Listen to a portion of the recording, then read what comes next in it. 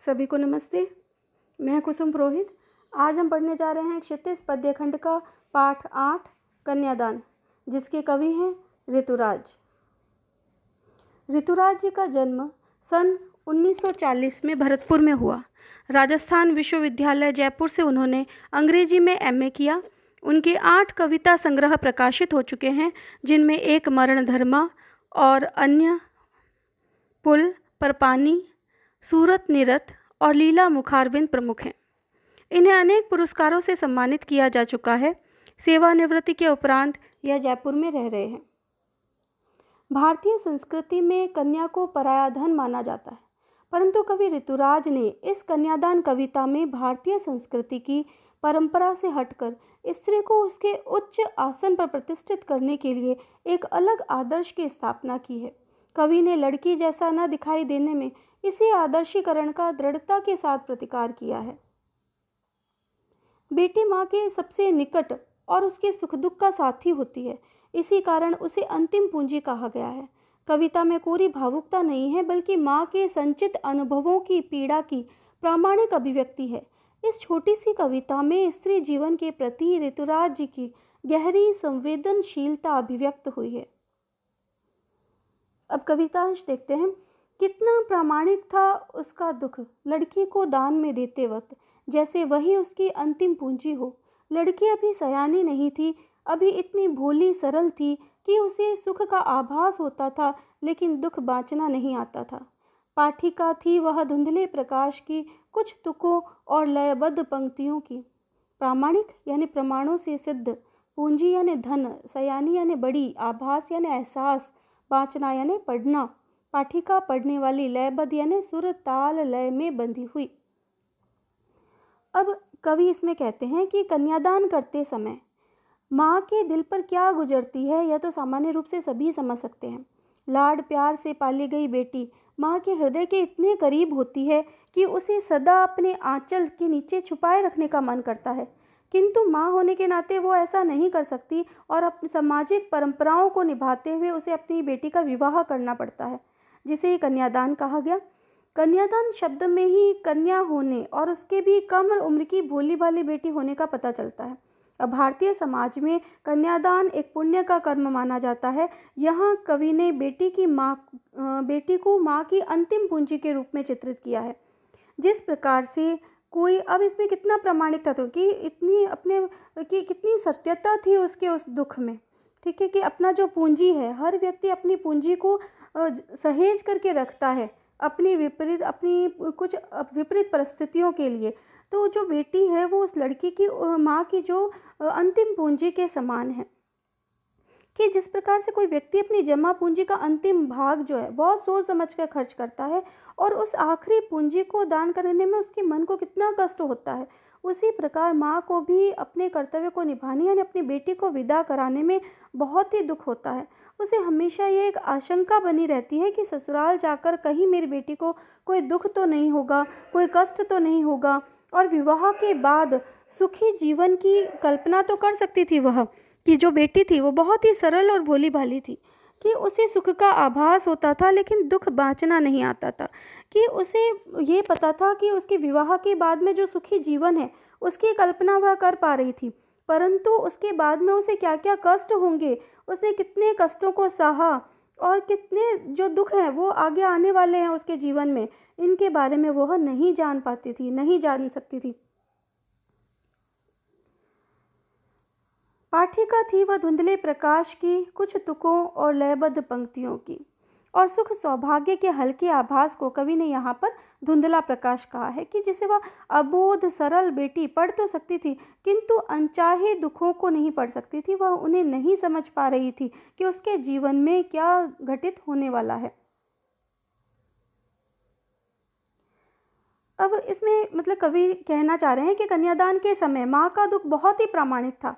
कन्यादान की रस्म में माँ विवाह के समय बेटी को किसी पराये को दान दे रही है और माँ के जीवन भर का लाड प्यार दुलार द्वारा संवारी गई जो बेटी है वो उसकी अंतिम पूंजी थी। बेटी की उम्र ज़्यादा नहीं है, उसे दुनियादारी का ज्ञान नहीं है, वो बहुत ही सरल और सहृदय है।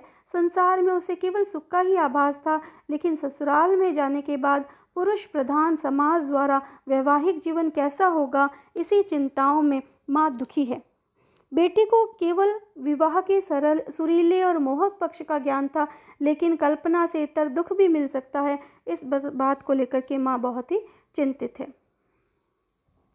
अब इसमें विशेष इसका क्या है कि माँ के हृदय की कोमल भावनाओं और आशंकाओं का बहुत ही सुंदर वर्णन किया गया है। मुक्तक छंद और सरल खड़ी बोली में लिखी गई है। तत्सम शब्दों का भी प्रयोग हुआ है, जैसे पाठिका, प्रामाणिक, आभास आदि। प्रतीकात्मक भाषा का प्रयोग हुआ है, जैसे धुंधला प्रकाश।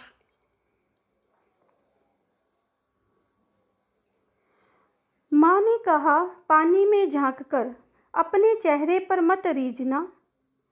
आग रोटियां सेकने के लिए है, जलने के लिए नहीं। वस्त्र और आभूषण शाब्दिक भ्रमों की तरह है, बंधन है स्त्री के जीवन का। माँ ने कहा, लड़की होना पर लड़की जैसी दिखाई मत देना। कि रीझना, रिझाना मतलब मन ही मन प्रसन्न होना। आभूषण गहना, शाब्दिक यानी शब्दों का, भ्रम यानी धोखा। अब इसमें माँ जो है वो अपनी भोली भाली सरल बेटी से कहती है कि पानी में देखकर के अपने रूप सौंदर्य पर कभी मत रीझना। पानी में देखने का तात्पर्य यहाँ अपने प्रतिबिंब से है कि चाहे वह जल में हो या दर्पण में। नव यौवन का रूप सौंदर्य युवतियों को बरबस ही अपने आप को अति सुंदरी मानने पर विवश कर देता है। लड़कियां मानने लग जाती है कि हम बहुत सुंदर दिख रही हैं। माँ तभी अपनी बेटी को पहली सीख यही देती है कि रूप सौंदर्य जो है वो स्थायी नहीं है, वह हमेशा नश्वर होता है। और प्रत्येक घर में आग का उपयोग खाना बनाने के लिए किया जाता है, किंतु दहेज के लालची लोग आजकल नई नवेली दुल्हन को जलाने के लिए भी आग का उपयोग करते हैं। माँ बेटी को दूसरी महत्वपूर्ण सीख देती है कि आग का उपयोग कभी भी जलने और जलाने के लिए नहीं करना। इस प्रकार भविष्य में किसी प्रकार होने वाली दुर्घटना से बचने के लिए माँ अपनी बेटी को पहले ही सचेत कर देना चाहती है। फिर माँ उसे तीसरी सीख देती है कि लड़कियाँ सदा ही, ये ना वस्त्र और आभूषण शाब्दिक भ्रमों की तरह है, तो तीसरी सीख देती है कि लड़कियाँ सदा से ही कपड़े गहने आदि को अधिक महत्व देती है, किंतु नारी जीवन के ये बंधन है। अब कवि कहते हैं कि नए नए कपड़े गहने दिलाकर पुरुष अपनी पत्नी को अपने बंधन में बांध लेते हैं, और माँ यहाँ भी बेटी को सचेत करती है। फिर चौथी अंतिम सीख वह देती है कि लड़की होना बुराई नहीं है, किंतु लड़की जैसा कमज़ोर असहाय दिखाई देना मूर्खता है। आवश्यक पड़ने पर कि लड़की जैसी मत दिखाई देना, कि मतलब लड़की तो तुम हो, यानी लड़की में क्या गुण होते हैं कि वो भावुक होती है, सहृदय होती है, तो वो गुण तो तुम में होने चाहिए, परंतु कभी भी असहाय और कमज़ोर दिखाई मत देना। और लड़की की ये स्वाभाविक विशेषता है कोमलता, लज्जा आदि, तो अगर आवश्यकता पड़े तो इसे हटाकर भी दृढ़ता से अपनी बात को रखनी चाहिए, और किसी भी लड़की को अपने अन्याय अत्याचार को सहन नहीं करना चाहिए, उसका विरोध करना चाहिए। इसी में लड़कियों की भलाई है। अब क्या कह रहे हैं इसमें कि माँ अपनी बेटी को सीख देते हुए कह रही है कि बेटी तुम ससुराल में जाकर के अपने सौंदर्य पर रीझ कर मत रह जाना। आग से सावधान रहना। आग का प्रयोग भोजन पकाने के लिए करना, ना कि उससे जलने के लिए। और तुम सावधानी से रहना, पर अपने ऊपर अत्याचारों को न सहन करना। स्त्री जीवन में आभूषणों के मोह में न रहना, क्योंकि यह केवल एक बंधन है और स्त्री को मोह में फंसाती है। माँ कहती है कि तो हमेशा की तरह निश्चल और सरल रहना, लेकिन लोक व्यवहार के प्रति सजग रहना, जिससे कि तुम्हारा कोई भी गलत लाभ न उठा सके, अन्यथा दुनिया के लोग तुम्हें मूर्ख बनाकर तुम्हारा शोषण करेंगे, अतः तुम हमेशा सावधान रहना।